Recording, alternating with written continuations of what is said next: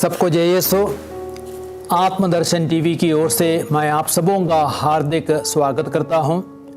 Bible एक परिचय और आज हम निर्गमन ग्रंथ के बारे में सुनेंगे। निर्गमन ग्रंथ में 40 अध्याय है और निर्गमन ग्रंथ का परिचय देते हुए मैं 7 मुख्य बिंदुओं पर प्रकाश डालना चाहता हूं। तो वे 7 मुख्य बिंदु है। सबसे पहले प्रस्तावना, अर्थात इस ग्रंथ को क्यों निर्गमन ग्रंथ कहा गया है। और दूसरा बिंदु है निर्गमन ग्रंथ का लेखक, किसने उस ग्रंथ की रचना की। और तीसरा निर्गमन ग्रंथ का समय, किस समय निर्गमन ग्रंथ की सारी घटनाएं घटी।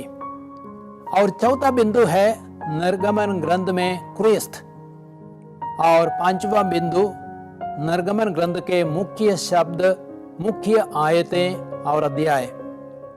और छठवां बिंदु है निर्गमन ग्रंथ का सर्वेक्षण, अर्थात निर्गमन ग्रंथ का निचोड़ मैं प्रस्तुत करने का प्रयास करूंगा। और अंतिम 7वां बिंदु है निर्गमन ग्रंथ की मुख्य शिक्षा। तो आइए प्यारे भाइयों और बहनों, सबसे पहले निर्गमन ग्रंथ की प्रस्तावना को हम देखते हैं। और इस ग्रंथ को क्यों निर्गमन ग्रंथ कहा गया है। और यूनानी भाषा में ग्रंथ का नाम है एक्सोडस, जिसका अर्थ है निर्गमन या बाहर जाना। और निर्गमन ग्रंथ 19:1 में हम देखते हैं इस्राएली मिस्र देश से निकलकर सिनाई की मरुभूमि तक पहुंचे। निर्गमन ग्रंथ अध्याय 19:1 में इस वचन को हम पढ़ते हैं। और मिस्र देश में बहुत वर्षों तक रहने के बाद इस्राएलियों को मिस्र के अत्याचारी राजाओं के हाथों उत्पीड़ित होना पड़ा। और अंत में मूसा के रूप में उनको एक उद्धारक मिला, जो उनकी मिस्र की गुलामी से छुड़ाकर ले चले और मरुभूमि में उनके महान नियमदाता बने। यहूदियों का यह निर्गमन 16वीं या 15वीं शताब्दी ईसा पूर्व में हुआ था। मरुभूमि में चलते चलते वे सिनाई पर्वत पर पहुंचे, जहां ईश्वर ने उनके लिए एक विधान निर्धारित किया। और ईश्वर ने इस्राएलियों को 10 आदेश दिए। और इन बातों को हम निर्गमन ग्रंथ अध्याय 20 2 से 17 तक में हम पढ़ते हैं। साथ ही साथ विधि विवरण ग्रंथ अध्याय 5 6 से 21 तक में भी 10 आदेशों को हम पाते हैं। और ये 10 आदेश सब लोगों के लिए मान्य है। और ये 10 नियम 2 पार्टियों पर अंकित है, जिनमें ईश्वर द्वारा मनुष्यों से अपेक्षित समस्त धार्मिक और नैतिक नियम का सार हम पाते हैं। ईश्वर की इच्छा है कि यदि इन नियमों का निष्ठापूर्वक पालन किया जाए तो वह अपने प्रदत्त वचन पर दृढ़ रहेगा। लेकिन खेद की बात, कुछ समय के बाद इस्राएलियों ने मूर्ति पूजा में लिप्त होकर ईश्वर द्वारा स्थापित विधान को भंग कर दिया। और तब ईश्वर ने अपराधियों को दंडित किया। और उसके बाद दयालु ईश्वर ने इस्राएलियों के साथ विधान की पुनः स्थापना की। तो ये निर्गमन ग्रंथ के बारे में प्रस्तावना है। और दूसरा बिंदु है निर्गमन ग्रंथ का लेखक। यहूदी परंपरा मूसा को निर्गमन ग्रंथ की लेखक मानती आ रही है। कलीसिया ने भी इस विचार को स्वीकार किया। और धर्म ग्रंथ की कुछ आयतें इसका प्रमाण देती है। पुराने नियम में कई ऐसी आयतें हैं जो मूसा को लेखक के रूप में प्रस्तुत करती है। उदाहरण के लिए हम देखते हैं निर्गमन ग्रंथ अध्याय 17 वाक्य संख्या 14 में, वहां भी लिखा गया है, इस पर प्रभु ने मूसा से कहा, इस घटना की स्मृति बनाए रखने के लिए ग्रंथ में लिखो और योशुआ को सुनाओ। और आगे निर्गमन ग्रंथ अध्याय 24:4 में लिखा गया है, मूसा ने प्रभु के सब आदेश लिख दिए और दूसरे दिन भोर को उसने पर्वत के नीचे एक वेदी बनाई और इज़राइल के 12 वंशों के लिए 12 पत्थर खड़े कर दिए। ईसा भी मूसा के बारे में गवाही देते हैं। यदि आप मार्कुस का सुसमाचार पढ़ेंगे अध्याय 7 वाक्य संख्या 10 में हम देखते हैं, क्योंकि मूसा ने कहा अपने पिता और अपनी माता का आदर करो, और जो अपने पिता या अपनी माता को शाप दे उसे प्राण दंड दिया जाए। अर्थात प्रभु यीशु भी मूसा के उस उद्धरण को याद कर रहे थे। लेकिन 19वीं सदी के अंत तक में विद्वानों ने ग्रंथ में कुछ भिन्नताएं एवं पुनरावृत्तियां पाई, जिसका मतलब है कि किसी एक व्यक्ति ने ग्रंथ की रचना नहीं की। और आज बाइबल विद्वानों का मानना है कि ग्रंथ की रचना के पहले कई मौखिक परंपराएं और स्रोत थे, जैसे कि यहोवा स्रोत, एलोहिम स्रोत और पुरोहित स्रोत। तो हम देखते हैं ये स्रोत पीढ़ी दर पीढ़ी हस्तांतरित किए गए थे, और मूसा ने स्वयं पूरे ग्रंथ की रचना नहीं की, लेकिन उन्होंने अपने प्रभाव और अपने अधिकार से उसकी रचना में महत्वपूर्ण भूमिका निभाई है। तो हमने देखा कि निर्गमन ग्रंथ का लेखक कौन है, और अब तीसरे बिंदु पर हम आते हैं, निर्गमन ग्रंथ का समय। यह ग्रंथ याकूब के मिस्र में पहुंचने के समय, और याकूब मिस्र में पहुंचे थे 1875 ईसा पूर्व में, तो उस समय प्रारंभ होता है और पवित्र स्थान की प्रतिष्ठा के साथ अंत होता है। और पवित्र स्थान की प्रतिष्ठा हुई थी 1445 ईसा पूर्व में। संभवतः 1445 ईसा पूर्व से 1405 ईसा पूर्व तक इस्राएली मरुभूमि में यात्रा कर रहे थे। बहुत संभव है कि उन 40 वर्षों की अवधि में मूसा ने ईश्वर के महान कार्यों का लेखा रखा। और अब हम 14 बिंदु में आते हैं, अर्थात निर्गमन ग्रंथ में क्रिस्त। तो क्रिस्त के बारे में निर्गमन ग्रंथ क्या बताता है? और इस ग्रंथ में मसीह से संबंधित कोई प्रत्यक्ष भविष्यवाणी तो नहीं है, फिर भी इसमें क्रिस्त के कई प्रतीक है। और सबसे पहले हम देखेंगे मूसा, और वह स्वयं ईसा मसीह का प्रतीक है। मूसा कई कारणों से क्रिस्त के प्रतीक है। तो विधि विवरण ग्रंथ अध्याय 18-15 में लिखा गया है, तुम्हारा प्रभु ईश्वर तुम्हारे बीच तुम्हारे ही भाइयों में से तुम्हारे लिए मुझ जैसा एक नबी उत्पन्न करेगा, तुम लोग उसकी बात सुनोगे। दोनों नबी पुरोहित एवं राजा है, अर्थात यीशु क्रिस्त और मूसा दोनों पुरोहित है, नबी है एवं राजा है। हालांकि मूसा कभी राजा नियुक्त नहीं हुए थे, लेकिन उन्होंने इज़राइल के शासनकर्ता के रूप में कार्य किया। और बाल्यावस्था में दोनों के जीवन को कदराता, दोनों स्वेच्छा से धन और पद त्याग देते हैं, और दोनों मुक्तिदाता बन जाते हैं, नियमदाता बन जाते हैं, और दोनों मध्यस्थ भी है। ईश्वर और मनुष्यों के बीच में क्रिस्त और मूसा दोनों मध्यस्थ है। और एक चिन्ह है क्रिस्त का, और वह है पास्का मेमना। यूहन्ना के सुसमाचार अध्याय 1:19 और कुरिन्थियों का पहला पत्र अध्याय 5:7 इस सत्य को स्पष्ट करते हैं कि मसीह बलि चढ़ाए गए पास्का मेमना है। यूहन्ना 1:19 में कहा गया है, यूहन्ना ने ईसा को अपनी ओर आते हुए देखा, अर्थात यूहन्ना बपतिस्ता ने, और यूहन्ना बपतिस्ता ने कहा, देखो ईश्वर का मेमना जो संसार का पाप हर लेता है। और कुरिन्थियों के पहले पत्र अध्याय 5:7 में वहां पे संत पौलुस कहते हैं, आपको बेकमी रोटी जैसा बनना चाहिए, क्योंकि हमारा पास्का का मेमना अर्थात मसीह बलि चढ़ाए जा चुके हैं। और इसके अलावा एक प्रतीक है 7 पर्व, जैसे कि यहूदियों के 7 पर्व थे, पास्का पर्व, पेंतकोस्त का पर्व, नया साल, और प्रायश्चित का दिवस, शिविर पर्व, और प्रतिष्ठान पर्व, और पूरिम। और हम देखते हैं हर पर्व यीशु की प्रेरिताई का कोई ना कोई पहलू प्रस्तुत करता है। तो इसलिए यहूदियों के जो 7 पर्व भी यीशु की ओर इंगित करते हैं। और इसके अलावा हम देखते हैं पास्का पर्व के अवसर पर मेमने के रक्त से इस्राएलियों को मिस्र की गुलामी से मुक्ति मिली थी, और पास्का पर्व के अवसर पर ईसा के रक्त से हमें पाप की गुलामी से मुक्ति मिली।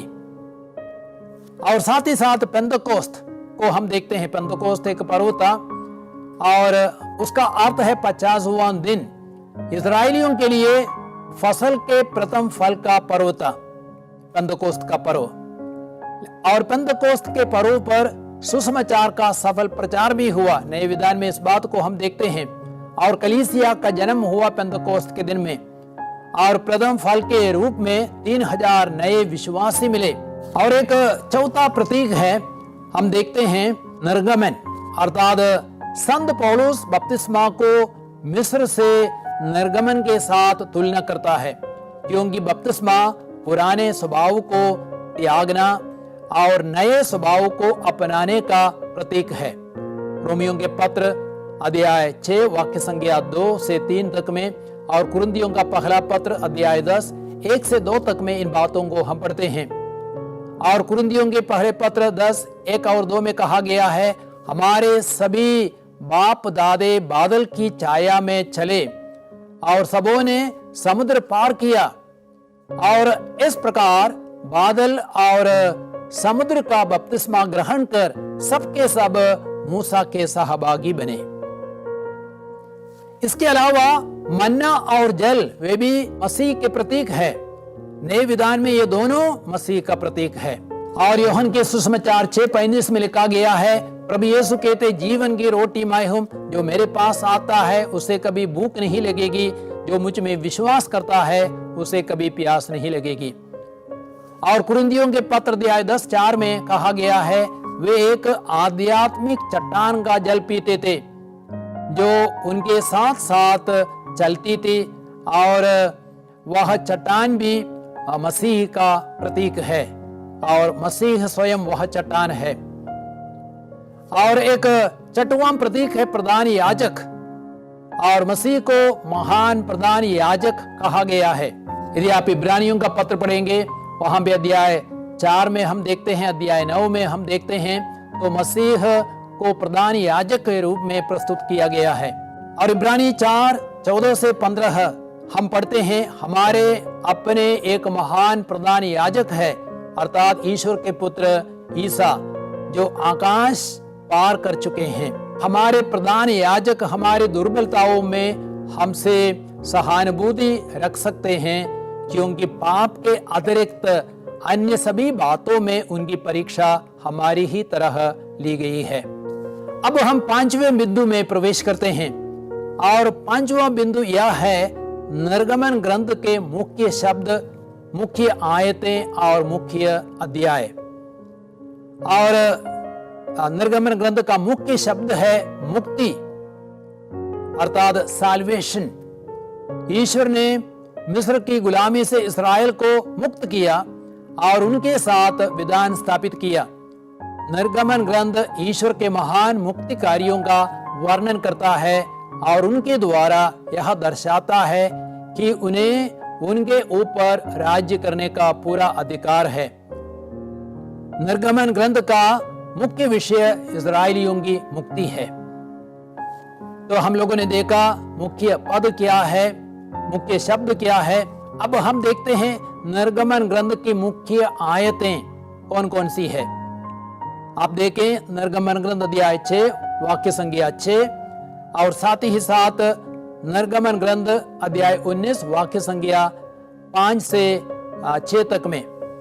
और अध्याय 6 वाक्य संख्या 6 में कहा गया है, इसलिए तुम इस्राएलियों से यह कहो कि मैं प्रभु हूं, मैं तुम्हें मिस्रियों के बेगार के काम से छुड़ाऊंगा, मैं उनकी दास्ता से तुम्हारा उद्धार करूंगा, मैं तुम्हें न्याय दिलाकर बैल प्रदर्शन द्वारा मुक्त करूंगा।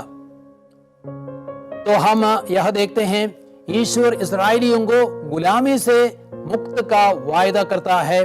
ईश्वर ने बैल प्रदर्शन द्वारा, अपने सामर्थ्य द्वारा इस्राएलियों को मिस्र की गुलामी से मुक्त किया।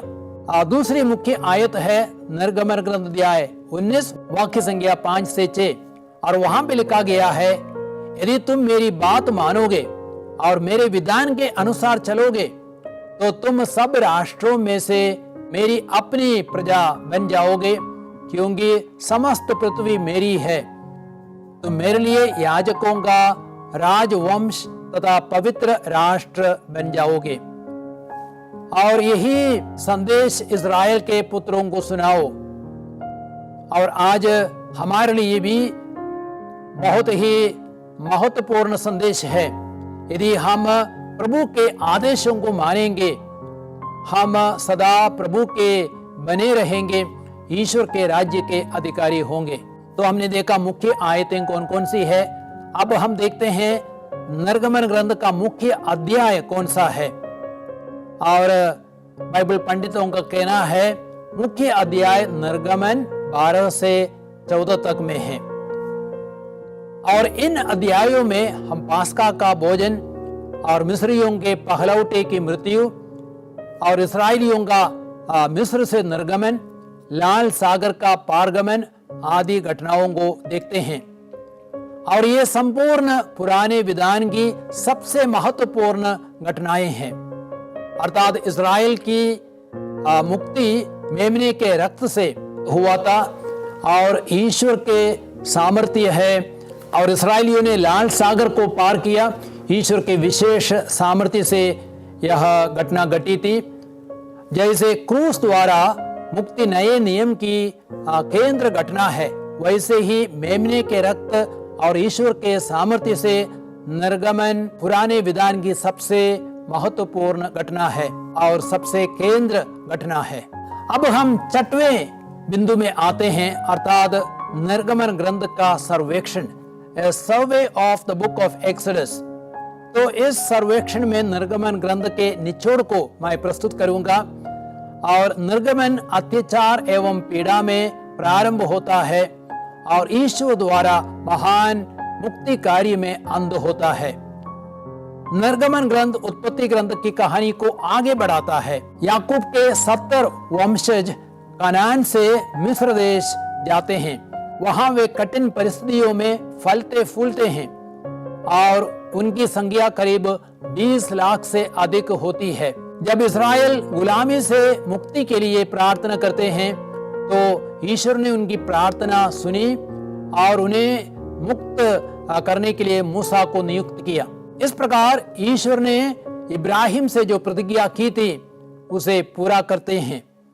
उत्पत्ति ग्रंथ अध्याय 15 वाक्य संख्या 13 से 14 तक में हम देखते हैं, ईश्वर ने इस्राएलियों से कहा था तुम्हें मिस्र देश जाना पड़ेगा, लेकिन वहां से तुम्हें मुक्त करूंगा।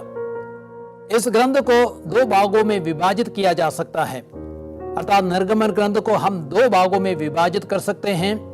और पहला भाग है अध्याय 1 से 18 तक, अर्थात मिस्र की गुलामी से मुक्ति। इस्राएली करीब 400 वर्षों की गुलामी के बाद इब्राहिम, इसहाक और याकूब के ईश्वर के पास प्रार्थना करते हैं और ईश्वर मूसा को जलती झाड़ी में दर्शन देकर उसे फिरौन के पास भेजते हैं। परंतु फिरौन अपने हृदय को कठोर बना लेता है, लेकिन ईश्वर मूसा के द्वारा अपना सामर्थ्य प्रकट करते हैं और 10 महामारियां भेजते हैं।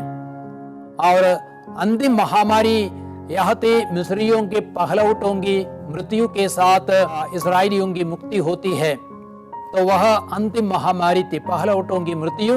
और उस अंतिम महामारी के समय, पहलौठों की मृत्यु के समय फरऊन ने मिस्रियों को आजाद किया और मिस्र से निकलने के लिए आदेश दिया। और जैसे ही इस्राएली मिस्र देश को छोड़ते हैं, ईश्वर उन्हें अग्नि और बादल के स्तंभ के रूप में उनकी अगुवाई करते हैं।